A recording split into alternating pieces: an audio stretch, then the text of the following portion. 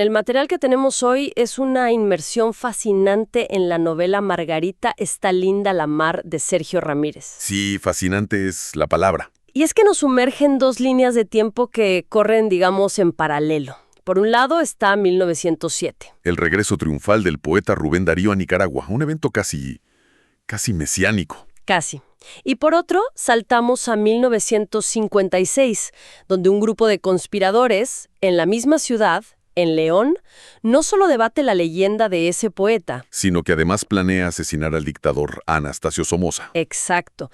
Y la misión aquí es desentrañar cómo la novela teje estos dos momentos para hablar de algo mucho, mucho más grande. Exacto, porque no es solo una novela histórica.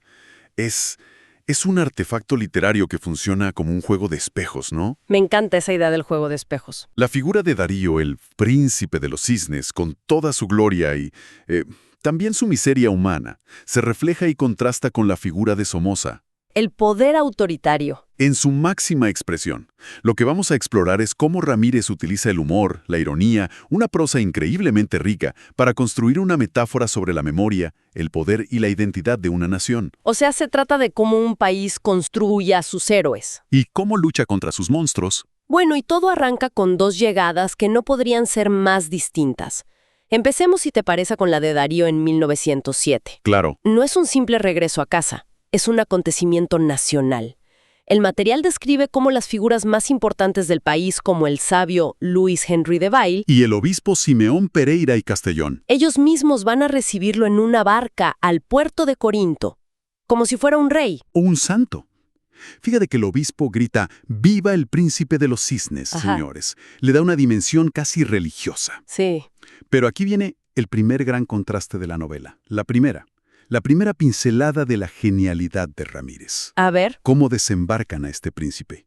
No por una alfombra roja, sino en una jaula metálica, suspendida de una grúa de carga. es una imagen brutal. El texto dice que se agarra a los barrotes como una fiera enferma. Mientras le lanzan flores que rebotan en el metal. ¡Wow! ¿Qué nos dice eso? ¿Por qué mostrar la vulnerabilidad de un héroe en su momento de máxima gloria? Porque esa es la tesis central. El mito siempre está construido sobre una humanidad frágil. Darío es el genio, el símbolo. Pero también es un hombre enfermo, con miedos, con deudas. Exacto. La jaula es la metáfora perfecta. La gloria que lo eleva es también la que lo aprisiona y lo exhibe en toda su fragilidad. Claro. Y además la novela subraya esta decadencia contrastando el viaje. Antes había viajado en el lujoso transatlántico La Provence, con vinos caros, sedas Y este regreso lo hace en el Pacific Mail, un barco de carga miserable. y compartiendo mesa con un capitán luterano que no bebe alcohol. Para Darío, un verdadero infierno. Un infierno, claro. Y casi 50 años después, en 1956, tenemos la otra llegada, la de Somoza a León. Y aquí el poder no tiene nada de frágil, es todo lo contrario. Es una demostración de fuerza bruta. No hay barcas ni obispos, sino una caravana de motocicletas Harley Davidson que irrumpen en la plaza, asustando a la gente. Y es un poder artificial, ¿no? Los fragmentos dejan claro que los campesinos que lo aclaman fueron traídos en camiones del Ministerio de Fomento. El fervor no es espontáneo. Es una escenografía. La descripción del cortejo de Somoza es magistral. Se le describe como las ondulaciones de un apurado reptil. ¡Qué imagen! No es una procesión. No, es el avance de una criatura peligrosa, con su séquito, como Sartorius Van Winkle y el teniente Moralitos, que son extensiones de ese poder. Y la ironía final es demoledora. Termina el acto, se guardan las pancartas y los manifestantes hacen fila para recibir su pago. Nacatamales y raciones de aguardiente. La aclamación se compra con comida. No hay mito. Solo una transacción. Ahí está el contraste fundamental que plantea la novela desde el principio. El poder de Darío, aunque lo muestre vulnerable en una jaula, es genuino, reside en la cultura, en el afecto de la gente. Es un poder simbólico y duradero. Mientras que el de Somoza es un poder material que necesita del ruido de los motores, de la logística del Estado. Y del soborno para existir. A uno lo aclaman por sus versos, al otro por los nacatamales. Y aquí es donde la cosa se pone realmente compleja y brillante, porque la novela no se limita a poner al Darío mítico en un pedestal. Todo lo contrario. No, para nada. La tertulia de 1956, la de los conspiradores, está obsesionada con desmantelar y reconstruir esa leyenda, con encontrar al hombre detrás del monumento. Por ejemplo, el pánico que sentía Darío por la maligna. Francisca Sánchez, su mujer.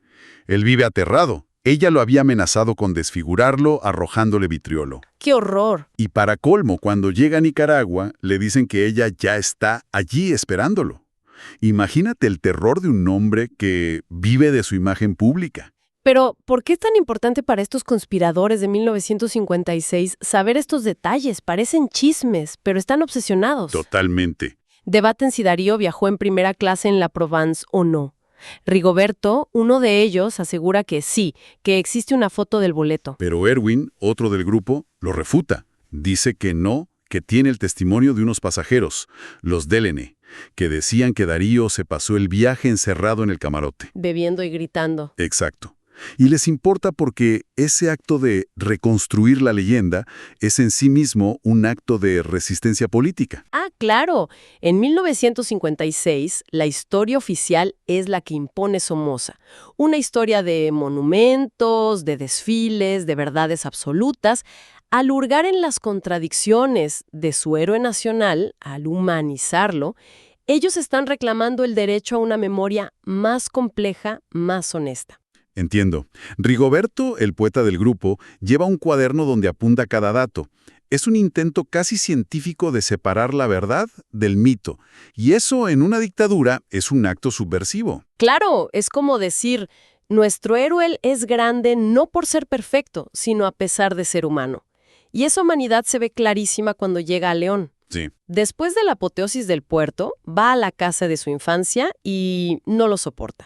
Su tía, que lo crió, ahora es una anciana tuerta, y el texto dice que le provoca una mezcla de miedo, repulsión y piedad. ¿Y los parientes pidiéndole dinero? Y termina huyendo a un hotel, la Casa Prio.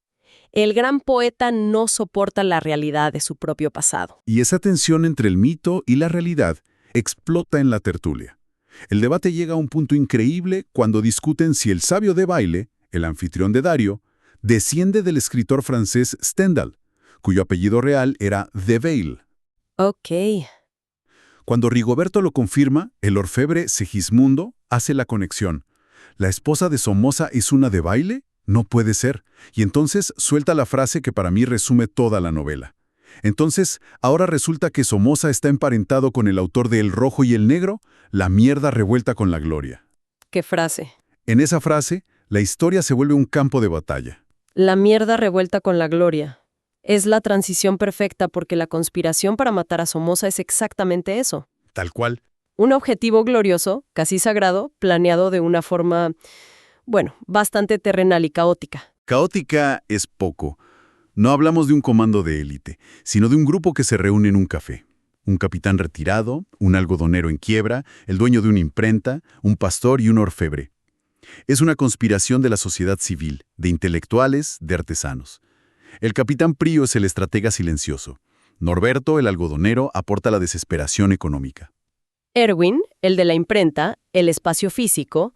Cordelio Selva, el pastor, le da un barniz de justicia divina. Y el orfebre Segismundo. Bueno, él se encarga de la parte más extraña de todas. Un momento, porque el financiamiento de este tiranicidio es algo de no creer. Suena a novela picaresca. Totalmente. El encargado de conseguir el dinero es Segismundo, el orfebre, y tiene que pedírselo a la bella Cúpida, una viuda millonaria. Conocida por su insaciable sed carnal. Y el texto no se anda con rodeos, ¿eh? No. Describe cómo Segismundo vuelve de estas misiones de recaudación completamente destrozado. La primera vez vuelve maldolido y debilitado. Pero la segunda, para comprar el arma, regresa con las rodillas en carne viva, los ijares atormentados. Y hasta con sangre en la orina. Todo después de lo que él mismo llama 2 excursiones sementales. El primer mártir de la revolución. Y la causa de su sufrimiento no fue precisamente la tortura policial. Increíble. Es que es increíble cómo Ramírez mezcla lo sublime del sacrificio con lo absolutamente ridículo. Y la planificación del atentado sigue esa misma línea. Sí, se reúnen en la imprenta, extienden un plano de la ciudad y, para que el papel no se enrolle, Usan en una esquina un aislante de porcelana y en la otra un gajo de mamones. un gajo de mamones. Y esa precariedad es una declaración política en sí misma.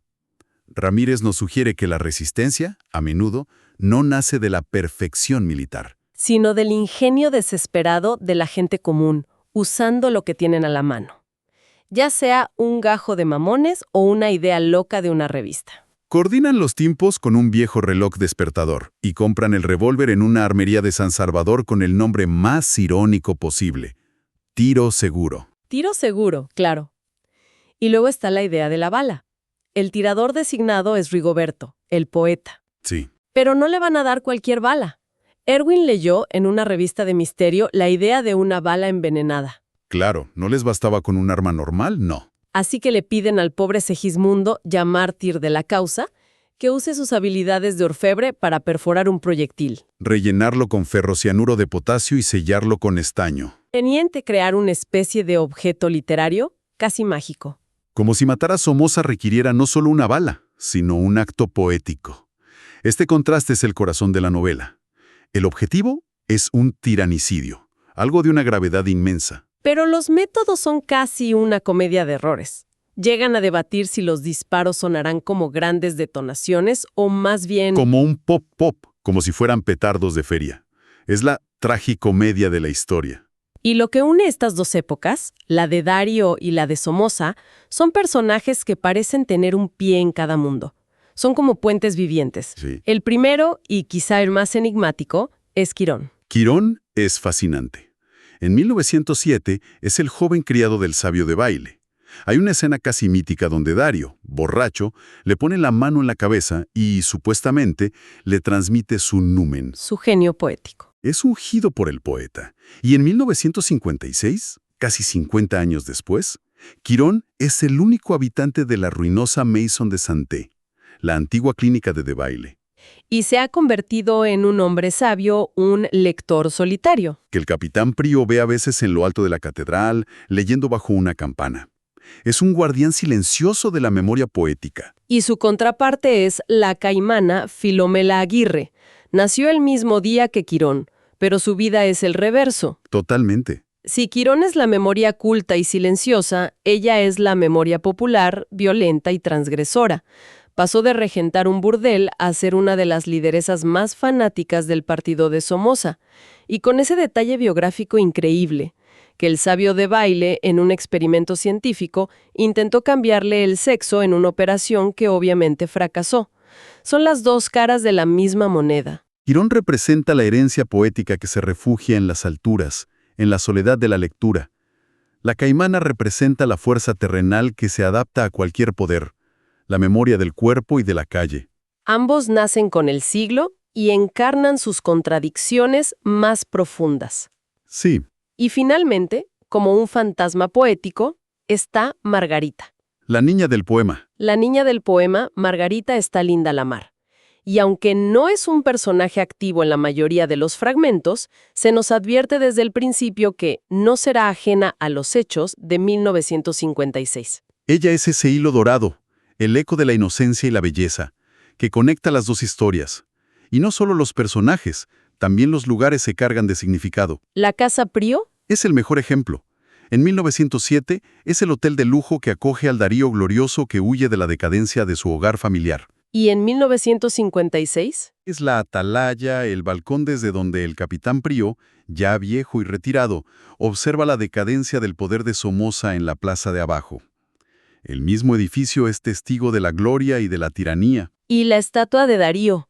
Hay una escena buenísima en una lancha donde transportan una estatua suya cubierta con una lona. Ah, sí. Y los pasajeros empiezan a especular.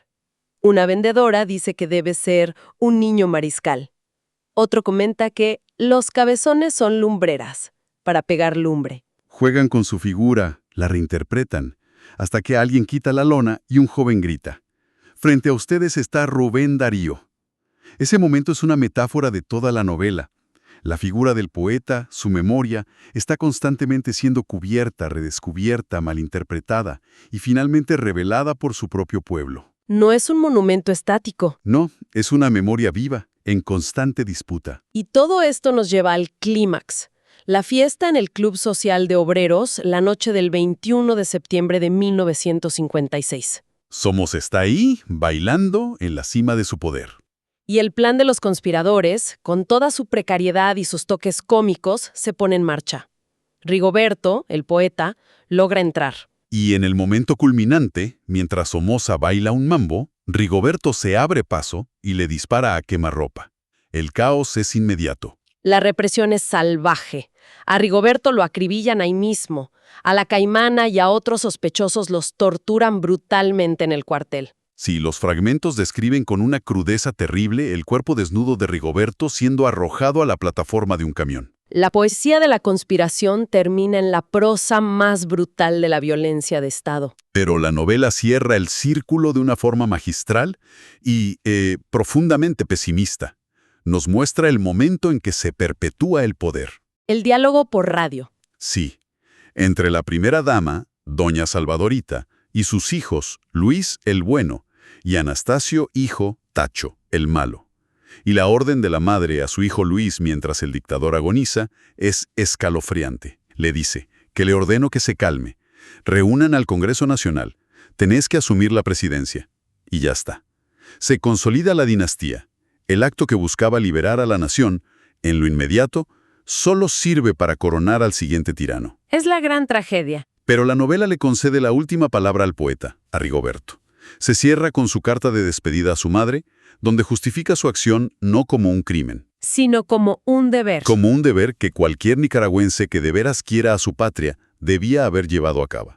Su sacrificio, aunque fracasado en su objetivo inmediato, queda inscrito en la historia como un acto de patriotismo. Un gesto para la memoria futura. Exacto. Entonces, ¿qué nos queda al final de este recorrido? A través de la novela vemos que la historia no son solo hechos, sino la forma en que los contamos. Ramírez usa la figura de Rubén Darío con toda su grandeza y sus flaquezas. Como un espejo. Sí, como un espejo para examinar el poder, el de verdad, el terrenal y brutal de la dictadura de los Somoza. Exacto. La obra nos obliga a preguntarnos, ¿de quién es la historia? ¿De los grandes hombres que salen en los libros, ya sean poetas o tiranos? ¿O es la historia de los conspiradores, de las mujeres transgresoras como la Caimana? De los sirvientes que leen en los campanarios como Quirón. La novela sugiere que el alma de un país no está en sus monumentos, sino en la tensión entre la realidad más cruda y la leyenda poética, en esa mezcla de mierda y gloria. Y nos deja con una pregunta flotando, una que resuena mucho más allá de las páginas del libro. En la larga y a menudo sangrienta lucha por definir el alma de una nación, ¿qué pesa más al final? ¿La espada del tirano o el verso del poeta?